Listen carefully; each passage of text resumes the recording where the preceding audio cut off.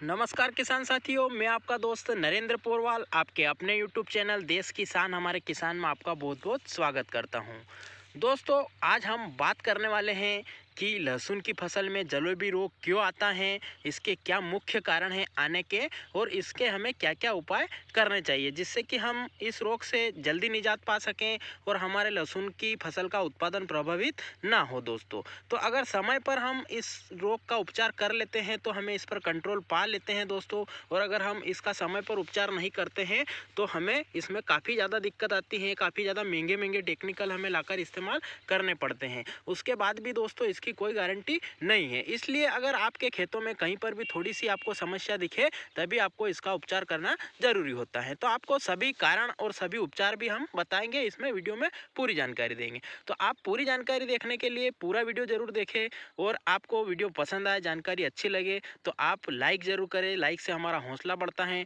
और ज़्यादा से ज़्यादा किसान भाइयों तक पहुंचाने के लिए व्हाट्सएप, फेसबुक और अन्य सोशल मीडिया प्लेटफॉर्म्स होते हैं उन पर शेयर भी जरूर करें दोस्तों, जिससे कि हमारी मेहनत सफल और ज़्यादा से ज़्यादा किसान भाई इस जानकारी का लाभ ले सकें। तो आप ज़्यादा से ज़्यादा किसान भाइयों तो शेयर जरूर करें, और आपने अभी तक हमारे चैनल देश किसान हमारे किसान को सब्सक्राइब नहीं किया है तो खेती से संबंधित, मंडी भाव से संबंधित और मौसम से संबंधित जानकारियाँ देखने के लिए आप चैनल को सब्सक्राइब जरूर करें दोस्तों। चैनल को सब्सक्राइब करने के लिए घंटी नीचे लाल बटन है, उस पर आप सब्सक्राइब कर सकते हो, और पास में लगा घंटी का बटन भी जरूर दबा दें, जिससे कि आप तक वीडियो जल्दी से जल्दी पहुंच जाएगा दोस्तों। तो किसान साथियों, आइए जानकारी शुरू करते हैं।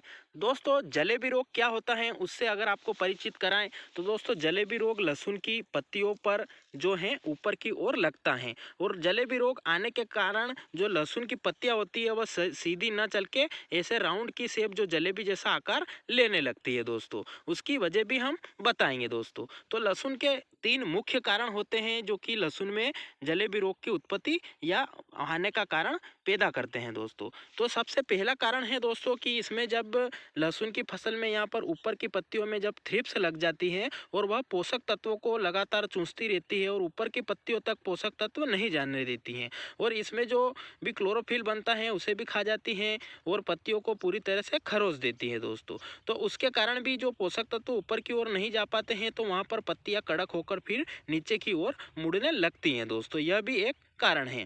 उसके बाद अगर दूसरे कारण की बात करें दोस्तों, तो जो फंगस होती है या बैक्टीरिया होते हैं वह भी जलेबी रोग का मुख्य कारण लहसुन की फसल में होते हैं दोस्तों। वह भी जो फंगस अगर नीचे की पत्तियों में लग जाती है तो वह पोषक तत्व जो जमीन से पौधा लेता है उसे ऊपर की ओर नहीं जाने देता है, और जो कोशिकाएं होती हैं उन्हें ब्लॉक कर देता है, जिसके कारण की पत्तियां ऐसे सीधे न चलते हुए मुड़ाव ले लेती हैं, और जो यह जलेबी रोग का कारण बनता है दोस्तों। अब अगर हम तीसरे कारण की बात करें तो तीसरा कारण जमीन में होता है दोस्तों, जो कि पतले या छोटे धागे जैसे जो कीड़े होते हैं या सूत्रकृमि होते हैं वह भी जलेबी रोग का कारण बनते हैं। वह जड़ों में उपलब्ध पोषक तत्व को जड़ के माध्यम से पौधे तक नहीं आने देते हैं, और जड़ों में ही काट काट कर जड़ें उनकी खाने लगते हैं दोस्तों, और जो कली होती है उसे ऊपर वो जमाव कर लेते हैं और उसके जो कली को है उसको खाते हैं, और जिससे कि उसमें सड़न पैदा हो जाती है और जड़ें सड़ने लगती हैं, जिसके कारण कि पौधे की ग्रोथ रुक जाती है, पौधा जमीन से पोषक तत्व लेना बंद कर देता है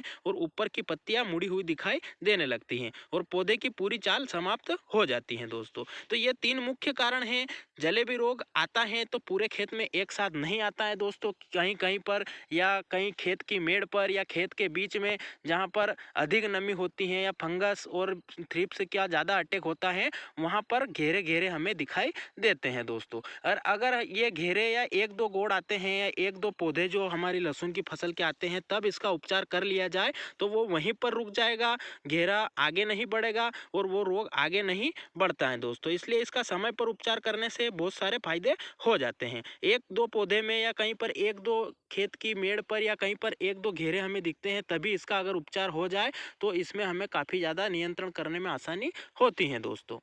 तो किसान साथियों, वैसे तो हमने जो ज़मीन में कीड़ा लगता है उसके लिए भी उपचार का एक वीडियो डाल रखा है। अगर समय पर आपने वो उपचार कर लिया होगा तो आपकी ज़मीन में न तो कीड़ा लगा होगा न ये रोग देखने को मिल रहा होगा। और हमने थ्रिप्स की दवाई का जो पहला स्प्रे कौन सा करना है उसका वीडियो भी डाल रखा है। अगर वो आपने टेक्निक अपना ली होगी या स्प्रे कर दिया होगा तो आपकी फसल में आपको थ्रिप्स भी नहीं दिख रही होगी। फंगस के लिए आपको कौन सा टेक्निकल लेना है, ज़मीन में पानी के साथ फंगस के लिए कौन सा टेक्निकल चलाना है उसकी जानकारी भी दे दिए। अगर यह तीनों काम आपने आपने समय समय पर अगर कर लिए होंगे तो आपकी फसल में गारंटी है कि जो ये रोग जलेबी रोग देखने को नहीं मिलेगा दोस्तों, क्योंकि हमने पहले ही किसान भाइयों को अवगत करा दिया था कि ये बीमारियां लहसुन में आती हैं और इनका उपचार इस तरह से किया जाता है। जिन किसान भाइयों ने उपचार कर लिया है उनके इसमें तो जलेबी रोग की कोई समस्या नहीं देखने को मिलेगी। अगर फिर भी किसी कारणवश यह उपचार करने के बाद या नहीं किया है उससे आपके इसमें कभी फिर दूसरा कारण भी हो सकता है, ज़्यादा मौसम में नमी होने की वजह से या ज़्यादा टेम्परेचर होने की वजह से या फिर ज़्यादा गीला रहने की वजह से या ज़्यादा बारिश गिर जाती है, जो बेमौसम बारिश होती है वो गिरने की वजह से भी जब हम कुछ उपाय कर लेते हैं उसके बाद भी हमारी फसलों में हमें रोग देखने को मिल जाते हैं दोस्तों। तो उसके लिए हम आपको उपाय भी बताने वाले हैं।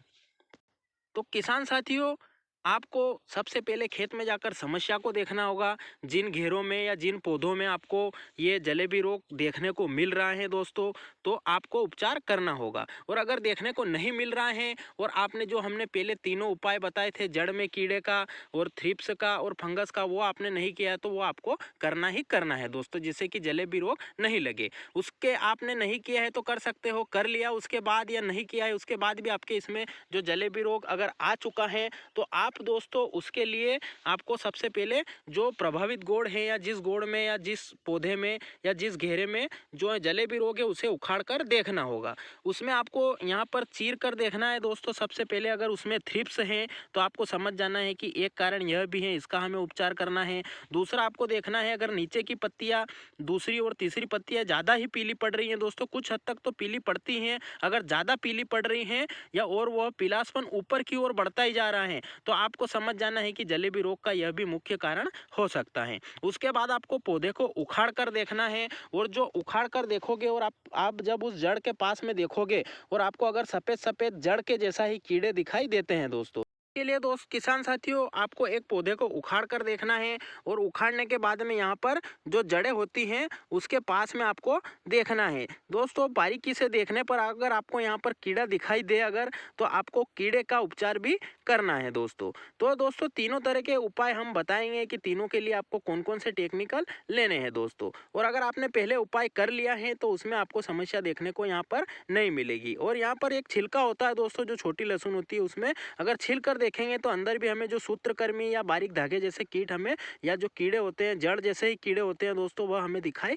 देंगे दोस्तों। हमने जो स्प्रे कर दिया था और पानी के साथ में भी चलाया था उसके कारण हमारे इसमें न तो जड़ में समस्या है दोस्तों, जड़ें भी अच्छी चल रही हैं अभी, और उसके अंदर बिल्कुल वाइट कंद हमारा है दोस्तों, उसमें कीड़े लगे हुए या फंगस लगी हुई नहीं है।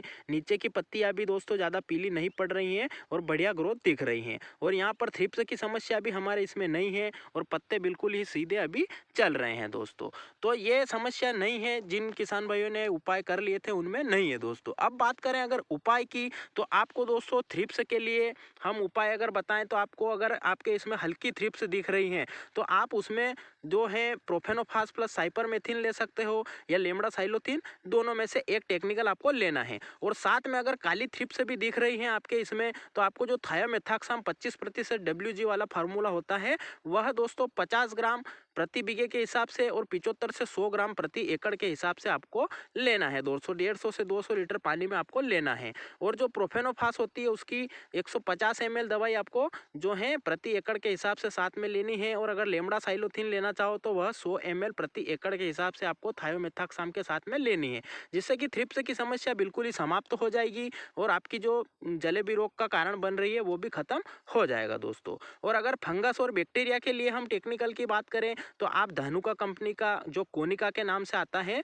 वह ले सकते हैं। वह फंगस, उसमें कॉपर ऑक्सीक्लोराइड और वह बैक्टीरिसाइड दोनों होते हैं दोस्तों, तो वह फंगस पर भी अच्छा काम करता है। और जो अपना बैक्टीरिया अगर पनप रहे हैं आपके इसमें और उसकी वजह से पिलासपन है तो उसे भी खत्म कर देगा। और जो जलेबी रोग आने का कारण बन रहे हैं फंगस और बैक्टीरिया, उन्हें जड़ से समाप्त कर देगा दोस्तों। तो उसकी मात्रा की बात करें तो 250 ग्राम प्रति एकड़ आपको जो कोनिका आती है धानुका कंपनी की वह लेनी है और साथ में 150 से 200 लीटर पानी आपको लेना है दोस्तों। और अगर अब हम जड़ के कीड़े की बात करें तो आप वह जमीन में या तो पिप्रोनिल 0.03 3% वाला आता है रीजेंट के नाम से, वह आप 3 से 4 किलो प्रति बीघा और 5 से 6 किलो प्रति एकड़ के हिसाब से ले सकते हैं। या अडामा कंपनी का एक निमिट्स के नाम से आता है दोस्तों, वह भी सूत्रकृमि या बारीक कीड़ों के लिए ही होता है। तो वह 2 किलो प्रति बीघा और 4 किलो प्रति एकड़ के हिसाब से आपको लेकर ज़मीन में डालना है और फिर सिंचाई कर देना है। वह काफ़ी लंबे समय तक आपके इसमें नियंत्रण करेगा और जड़ के कीड़ों को लहसुन की फसल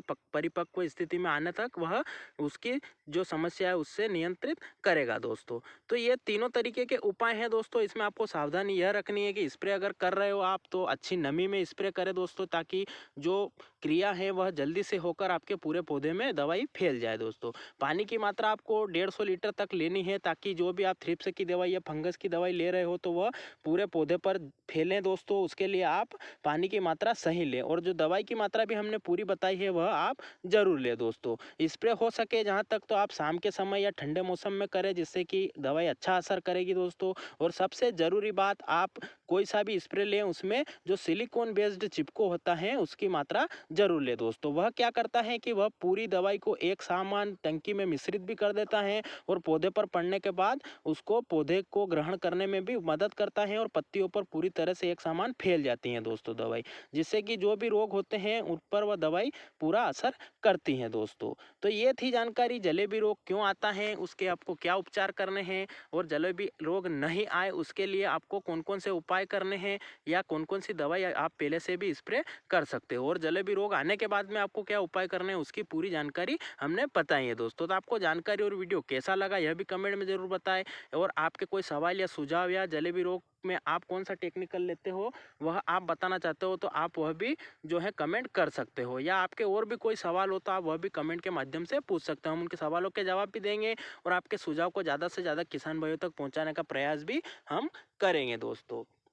और महत्वपूर्ण बात, आपने चैनल को अभी तक सब्सक्राइब नहीं किया तो सब्सक्राइब जरूर करें, और अन्य फसलों से संबंधित सभी वीडियो देखने के लिए आप चैनल पर जाकर जरूर देख सकते हो, जिसमें कि सभी प्याज, लहसुन और जो चना, मटर, अलसी, मसूर सभी फसलों की जानकारी समय समय पर डाल रखी है दोस्तों। और वीडियो फसलों को ठंड से कैसे बचाएं वह भी डाल रखा है। ठंड से अगर आपकी फसल जल गई है तो उसकी रिकवरी कैसे करें उसका वीडियो भी चैनल पर डाल रखा है। तो वह सारी वीडियो भी आप देखें, जिससे हमारी मेहनत सफल और किसान भाइयों का ज़्यादा से ज़्यादा फायदा हो दोस्तों। बाकी आपको सलाह है कि आप आपके खेतों में जो बीमारी आने की संभावना है या जो बीमारी आ गई है उसका ही उपचार करें दोस्तों।